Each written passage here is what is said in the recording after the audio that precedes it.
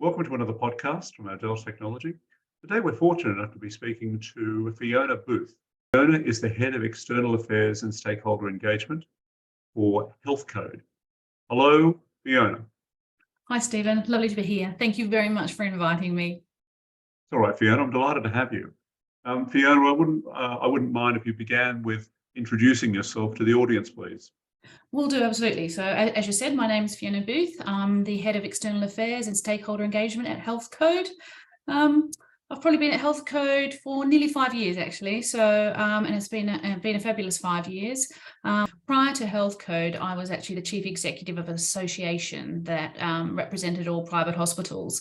And I guess the thing about that association, and I was there for 5 years, was that on the board were the CEOs of the top 5 hospital groups back then. And it was an interesting time. However, prior to that association, I was actually the CEO of the Hansard Society, which is a political and parliamentary think tank. And there on my board were sort of peers and MPs of different political persuasions, but actually there were quite a lot of similarities between the two boards. So I think that's probably where my if you like, strength came from, and the ability to try and get consensus amongst a group of individuals who all had rather differing opinions. So from that perspective, it's been absolutely fascinating. Then to come to Healthcode, where actually I am well and truly being able to speak to not only our customers, whether that's the insurers, the hospitals, private practitioners, but also speak to the likes of organisations that are there to represent those members, whether that's, as I said, the Independent Doctors Federation, the Association of British Insurers, and even the NHS. My role at Healthcode is Head of External Affairs. So I am responsible for managing the relationships, if you like, with all our stakeholders and our customers, just making sure that we are doing the right thing by them, that we're also keeping up to date with all the latest developments and regulatory sides of things from that perspective. It's also about introducing new people, meeting new people like yourselves, making sure that we can actually get round the right tables, if you like. I think probably one of the things about Healthcode is that we are well known in the private healthcare sector across the board, from private medical insurers to medical practitioners to hospitals. And we are very lucky to sort of be able to put people in the rooms that need to be in rooms to talk and chat and discuss the industry. So that's very much something that we like to do, if you like. So for a layman like me, what does Healthcode do? So I guess probably the thing that Healthcode's known for is we are the leading provider of IT solutions for the private healthcare sector, is our USP, if you like. Probably the thing that we're known for mainly is our clearing service. Healthcode provides the clearing service, if you like, for the private healthcare industry. We go through around 28 to 30,000 invoices a day, and we do all the medical billing for private hospitals, and around nearly 70% of practitioners and practices and clinics. Those bills come in, we do a certain number of checks on them, and then we make sure they hit the payment cycles of the private medical insurers. So then those practitioners that have put, or hospitals that have put those bills in, get paid or get reimbursed. So that's probably our main, I guess, bread and butter, if you like. But alongside of that, we also have a suite of other services and products that use technology basically to make life easier for those working in the private healthcare sector, from the likes of the private practice register and our ePractice, which is a practice management system. And I'll happily talk about those later if you like. Fiona, so I was wondering if you could tell me something about the eBooking program that you've got running. I also understand that you've got the Business Insights program. Could you tell me something about those? Yeah, sure. Actually, we haven't quite got them running. We're about to actually launch them. Healthcode's been very lucky, and we've been going through a period of what you would call transformation. And we are actually at the end of June this year going to launch our e-booking program. And I think probably the simplest thing to call it is kind of essentially the Expedia or Trivago for private healthcare. A lot of the industries already have that set up, whether you're going to go hire a car, book a flight, or reserve a hotel, whatever the case may be, you have a booking system behind all that. Well, Healthcode is going to be building one of those. And so that's what we're launching at the end of June. On top of all that, one of the other major things this year is our Business Insights program. So as you can imagine, when you're going through 28,000 to 30,000 invoices a day and processing them, there's a lot of information on those invoices, who has done what, where, when, for how much, and so forth. And we can use that data really to actually sort of show market activity, how the sector is going. And not only that, we can actually use it to help benchmark. So what we're hoping to do is actually launch a business insights program for our customers to actually support them in their running of their operations. So for medtechs and pharma, they can see that the number of procedures performed. At this point in time, it's for our customers who put bills in through us. I'm not to know that whether or not, going forward and in the future, that sort of information will become available. At this point in time, this is just sort of the very starts of the Insights program. So it's very much about our customers who already submit bills to us, which is Healthcode does the medical billing for all private hospitals in the UK. And as I said, the majority of practices and clinics and practitioners. So it's really through that, yeah. Okay, thanks, Fiona. So I wonder if you could tell me a bit about the private practice register, if that's okay. Yeah, absolutely. So the private practice register, or what we're referring to now as the PPR, because it's a little bit easier to go for, is essentially, we have around 35,000 profiles on the private practice register, and those are profiles of medical practitioners. That could be GMC, it could be allied health professionals across the board. We have around 300 to 500 new practitioners joining each month. And I guess you could imagine it's almost like and I know I keep giving examples, but it's probably the easiest. It's almost like a LinkedIn, if you like, for medical practitioners. And what it enables those practitioners to do is to upload all their practicing information, whether that's their indemnity details, their appraisals, their credentials, their training, their banking details so they can get paid, lots of information, their NHS practice and so forth. A lot of information that is actually required by the people that they work for, whether that's for the hospitals they work for, whether that's the fact that they need to be recognised by a private medical insurer in order to be able to bill patients and see patients that they actually have. So from that perspective, what we're trying to do and what Healthcode is about doing is making things easier.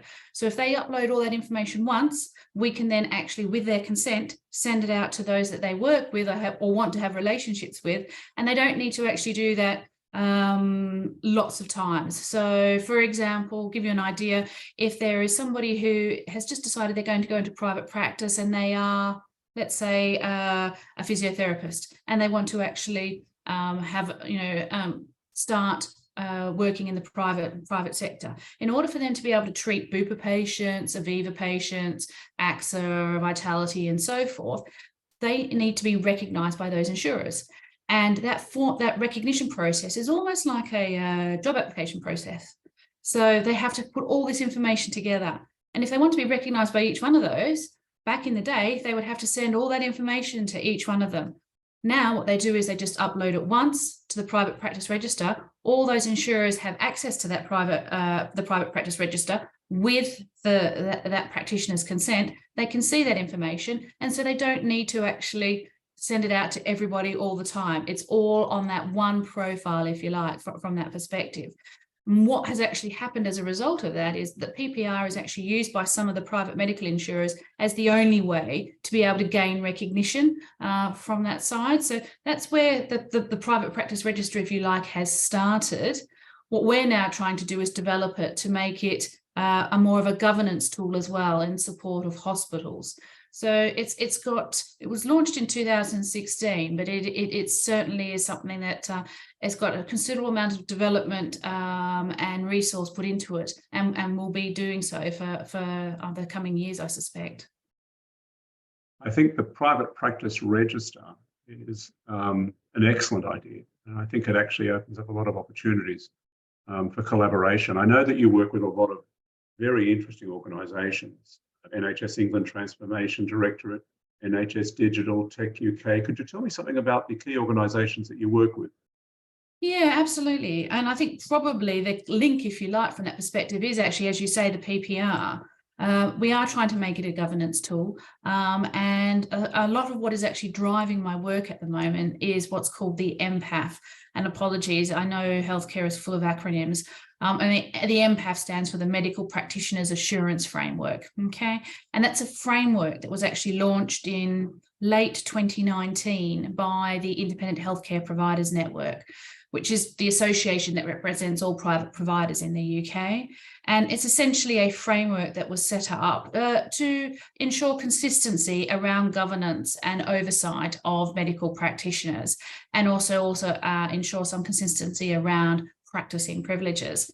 And that framework, if you like, comes with a number of data sets and information around what should practicing privileges look like, how often should practicing privileges be reviewed, all sorts of information, and from that perspective. And what has actually happened as a result of that launch of that document is that it's been adopted by all the private hospitals in the UK. And not only that, it's now been accepted in the regulatory field, if you like. So NHS England, if any private hospital wants to do some work commissioned by the NHS, through the national contract, they have to show how they are actually meeting the empath. So that's from that perspective. On top of that, with the CQC, when inspectors go into hospitals, under the well-led key line of inquiry, the inspectors do often ask hospitals, how are you meeting the empath? So it's something that has well and truly been accepted by the regulatory field. And what we have realised is that empath, there is a lot of information to meet that framework, if you like. And a lot of that information is already on the PPR. And actually, there could be room for more of that information to be on the PPR. And now that the hospitals have said, we are going to adopt the empath, we very much want to support our customers again. So what we're actually doing is building the private practice register to meet the empath framework. So any further information, and there's a lot of information on the PPR already, as I said, from appraisal information, revalidation information, to indemnity information, your qualifications and your banking details, your NHS practice. We're going to build on that so that it can help and support the hospitals and the clinicians meet the empath. So from that perspective, as I said, that kind of, to add your question, it's a bit of a circular route, but as a result of that particular framework, it's driven all the work and the development of the private practice register. And not only that, it has also delivered or driven the work that I'm doing with, and you mentioned the Transformation Directorate, the NHS Transformation Directorate, and they used to be NHS Digital, but they have now been subsumed into the NHS, and they're called the Transformation Directorate. And of course, NHS Digital are very keen to be making sure that they also, when it comes to data, have a full overview of healthcare in the UK, and that means including private healthcare. So from our perspective, and as I've mentioned previously, the data that we hold would be very helpful to NHS Digital and to those organisations within the NHS that want to make sure that there's appropriate oversight and information about healthcare, if you like, across the board. Obviously, there's a large focus on the NHS, and rightly so.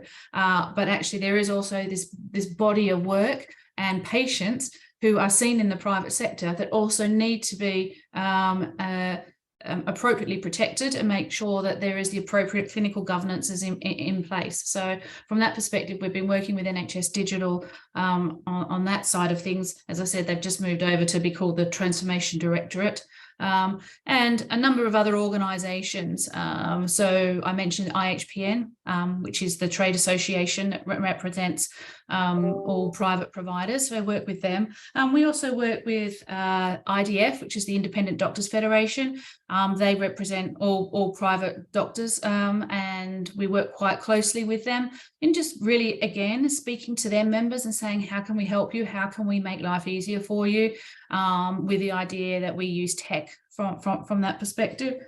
We work with the likes of the BMA, Private Practice Committee. Again, that's pretty much what it is.